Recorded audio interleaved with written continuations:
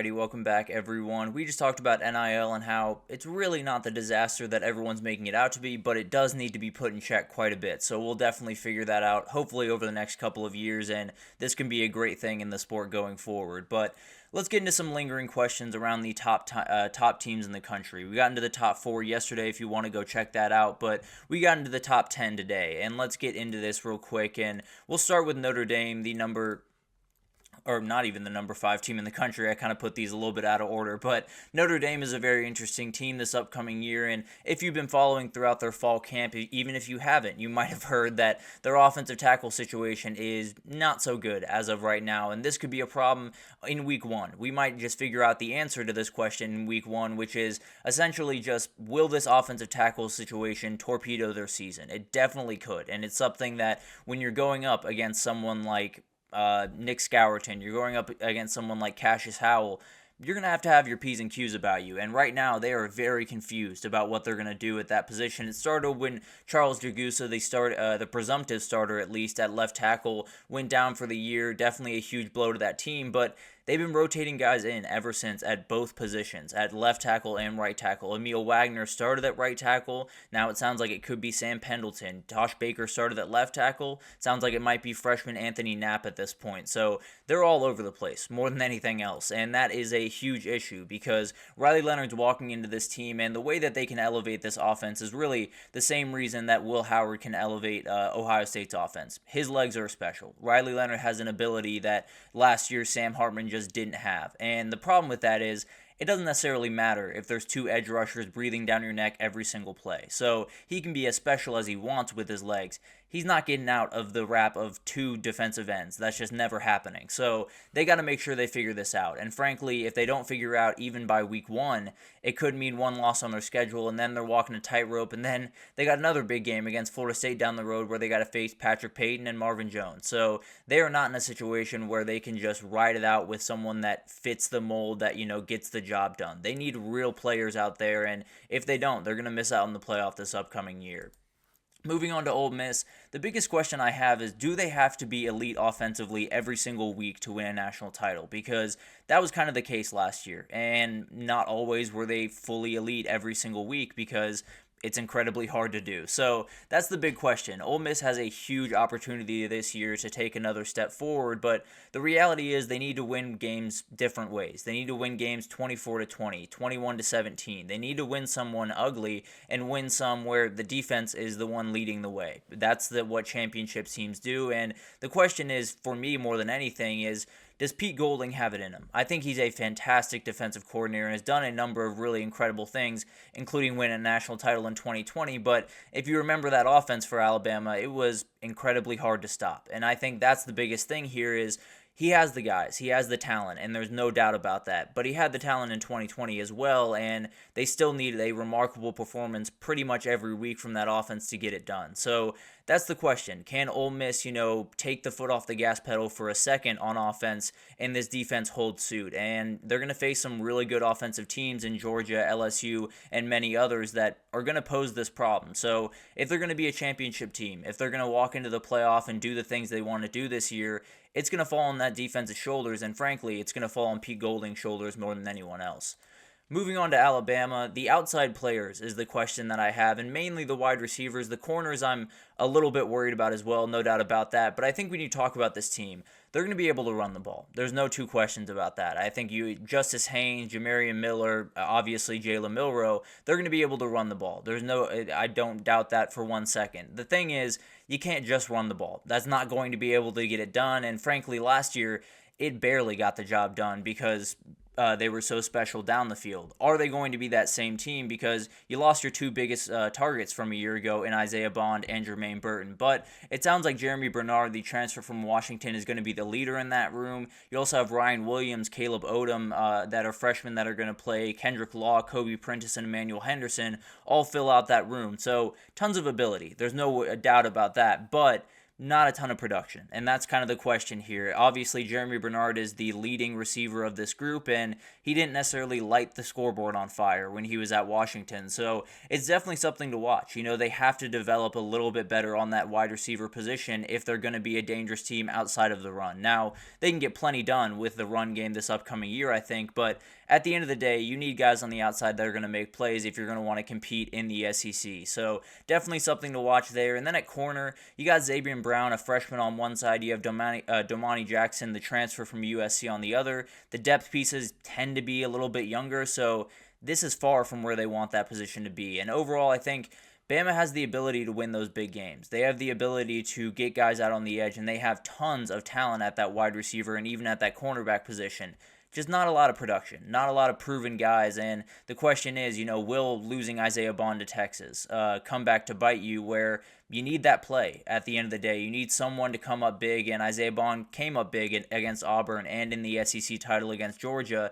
Do they have that this year? As of right now, I'm not sure that they do, but Jeremy Bernard could absolutely develop into that person, or maybe Kendrick Law does, who knows. But moving on to Penn State here, do they have enough weapons? Kind of the same conversation of Alabama, and it has the same position that I'm worried about, the wide receivers. This one might be a little bit more dire than Alabama, though.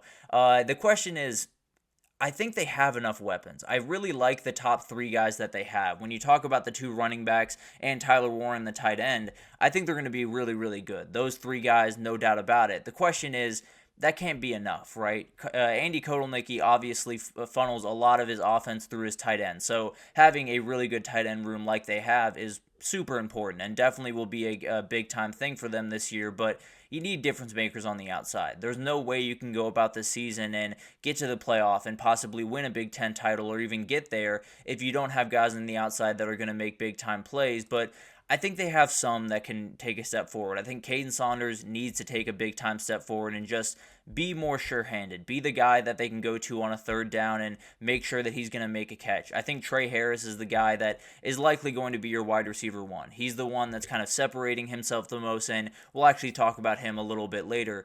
Julian Fleming is the big question here because he transferred in from Ohio State, and as of right now, I don't even know if he's going to start this upcoming year. Liam Clifford seems to be the wide receiver 2 and right above him, so definitely going to be a big-time question. It sounds like Julian Fleming is taking on a little bit more of a leadership role, but at the end of the day, they brought him in there to catch passes, so definitely going to be a really interesting thing. So overall, none of these guys really jump off the page right now. I think Harrison Wallace is a really talented player and could develop into a really good number one option, but as of right now, I still have big-time questions, and if they don't figure it out pretty quickly, then it's going to be a big-time problem that keeps them out of where they want to be yet again this upcoming year.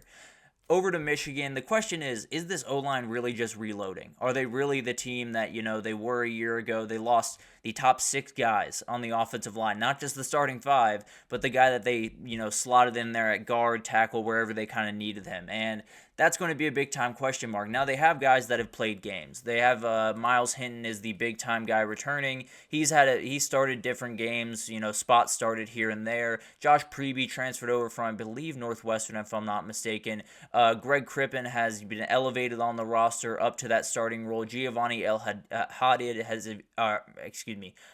is a very talented player that absolutely is going to make some plays, but mostly played on special teams in the past. So the question is, are they above doubt? Have they gotten beyond the point where if it's Michigan's O-line, I feel good about them? And frankly, they probably have. They have been absolutely ridiculous for a number of years now, and especially with Sharon Moore and everyone else that works with that O-line on that staff, I have a hard time thinking there's not at least going to be a top 15, top 20 unit in the country. Now, that could be the difference between what they had last year and a 9-3 season this year, because as you remember, that was kind of the calling card. When they needed 3 yards, they were going to get 3 yards because that offensive line was going to push you off the ball. If they push them off the ball 1 yard this year, that could be the difference between a couple of wins. So the question, I think they are reloading. I think they are at a point where they're just kind of reloading the clip, getting back to work at that offensive line position. But even if they take a little bit of a step back, it could lead to 3 losses against some really good teams throughout the year, and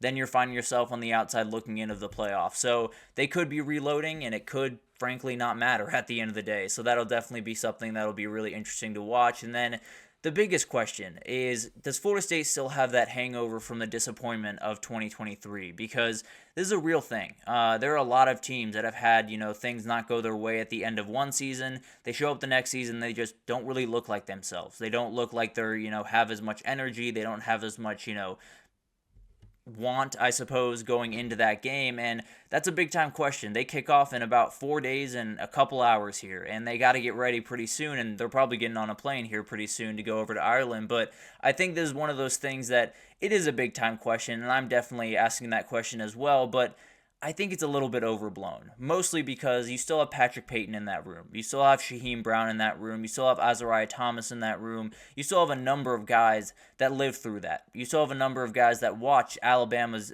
name come across the board and not theirs. And that still lives with them. And I think on top of that, I think the head coach, Mike Norvell, is not a guy that's going to let his guys take their day off. He's not a guy that is going to let the intensity drop because he is a high-intensity guy. So I think overall there is definitely a reality where they walk into this season and it just looks weird. It looks like a team that, feels a little beaten down, feels a little bit, disrespected, and doesn't bring the same energy. But frankly, I would be a little bit surprised if that were to happen. I think they have the dudes on this roster. I think they have the coaches on this roster to make sure that they take last year, they take the disappointment, and especially what happened in the Orange Bowl, and use it as motivation and use it as a reason to say that's never going to happen again, and we're going to prove it from day one. So this is obviously going to be something to watch and definitely something that could hurt Florida State this upcoming year, but overall, I don't worry about it too much. I think Florida State is a team that has every bit of the intensity and energy that you want them to have, and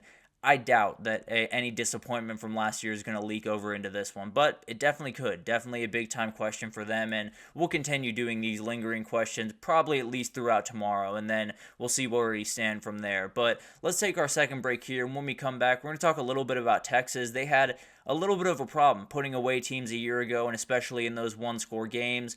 Are they going to be able to do that this year, or is it going to come back to bite them? Are they going to go the opposite direction? So definitely something to break down, and we'll do it right after this, so stick with us.